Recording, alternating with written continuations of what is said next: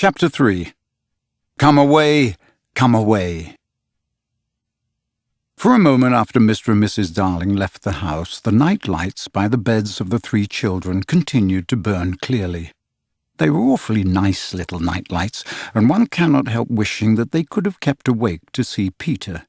But Wendy's light blinked and gave such a yawn that the other 2 yawned also, and before they could close their mouths, all the 3 went out. There was another light in the room now, 1,000 times brighter than the night lights, and in the time we have taken to say this, it has been in all the drawers in the nursery, looking for Peter's shadow, rummaged the wardrobe, and turned every pocket inside out. It was not really a light. It made this light by flashing about so quickly, but when it came to rest for a second, you saw it was a fairy. No longer than your hand, but still growing. It was a girl called Tinkerbell, exquisitely gowned in a skeleton leaf, cut low and square, through which her figure could be seen to the best advantage. She was slightly inclined to embonpoint.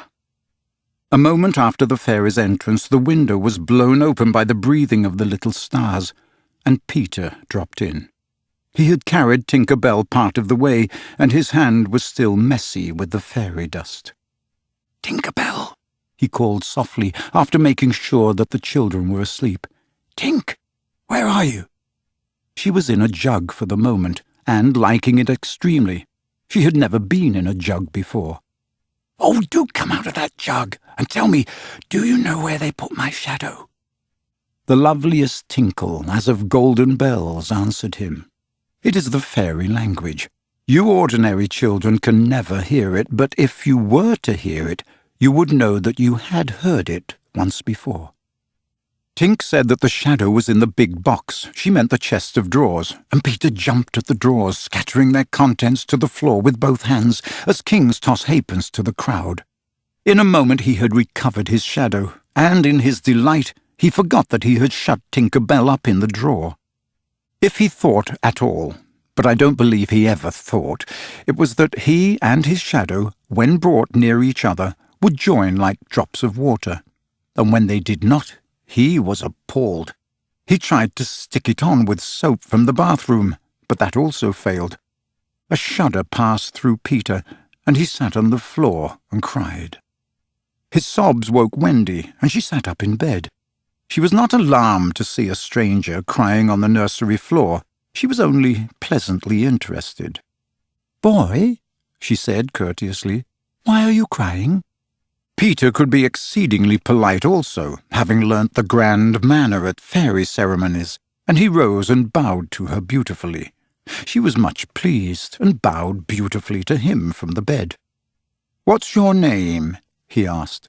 "Wendy Moira Angela Darling," she replied with some satisfaction. "What is your name?" "Peter Pan." She was already sure that he must be Peter, but it did seem a comparatively short name. "Is that all?" "Yes," he said rather sharply. He felt for the first time that it was a shortish name.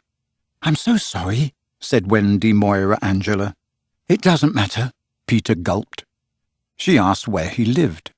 "Second to the right," said Peter, "and then straight on till morning."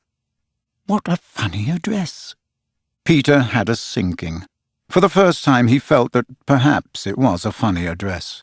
"No, it isn't," he said.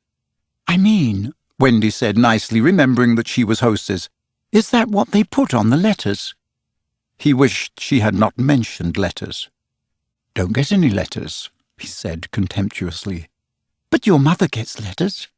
"Don't have a mother," he said. Not only had he no mother, but he had not the slightest desire to have one. He thought them very overrated persons. Wendy, however, felt at once that she was in the presence of a tragedy. "Oh, Peter, no wonder you were crying," she said, and got out of bed and ran to him. "I wasn't crying about mothers," he said rather indignantly. "I was crying because I can't get my shadow to stick on. Besides, I wasn't crying." "It has come off?" "Yes."